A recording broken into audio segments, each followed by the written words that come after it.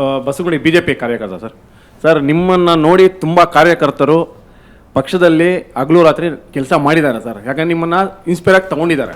ನೀವು ಮಾಡಿರೋ ಕೆಲಸಕ್ಕೆ ಎಲ್ಲ ಇನ್ನೂ ಹೆಚ್ಚು ಸಂಘಟನೆಯಲ್ಲಿ ತೊಡ್ಕೊಂಡು ನಮ್ಮಂಥ ಕಾರ್ಯಕರ್ತರಿಗೆ ಹುರಿದುಂಬಿಸ್ಬೇಕು ಅಂತ ನಮ್ಮಲ್ಲಿ ಮನವಿ ಮಾಡ್ಕೊತೀನಿ ಸರ್. ನೋಡಿ, ಈ ವಿಚಾರಗಳಿಗೆ ಹೋರಾಟ ಮಾಡೋಂಥ ಪುನೀತ್ ಕೆರಹಳ್ಳಿ ಅವು ಅರೆಸ್ಟ್ ಮಾಡಿದಾಗ ಆತನಿಗೆ ಹೆರಾಸ್ ಮಾಡಿ ಆತನಿಗೆ ಬಟ್ಟೆ ಎಲ್ಲ ಬಿಚ್ಚಿ ಆತನಿಗೆ ಹೆರಾಸ್ ಮಾಡಿದಾಗ ಯಾರು ಬಂದಿದ್ದು?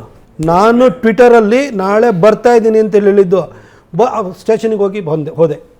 ನನ್ನ ಮೇಲೆ 2 FIR ಹಾಕಿದ್ದಾರೆ. ಅದ್ರ ಮೇಲೆ ಮಾಗಡಿಯಲ್ಲಿ ಒಂದು ಹಾಕಿದರೆ, ಬಸವೇಶ್ವರ ನಗರದಲ್ಲಿ ಶಾಪುರಕ್ಕೆ ಹೋದೆ, ಅಲ್ಲೊಂದು FIR ಹಾಕಿರು. ಶಿಗ್ಗಾಂವಿಗೆ ಹೋದೆ, ಅಲ್ಲೊಂದು FIR ಹಾಕಿರು. ದಾವಣಗೆರೆಗೆ ಹೋದೆ, ಅಲ್ಲೊಂದು FIR ಹಾಕಿರು. 5 FIR ಹಾಕಿದ್ರೆ 2 ತಿಂಗಳೊಳಗಡೆ.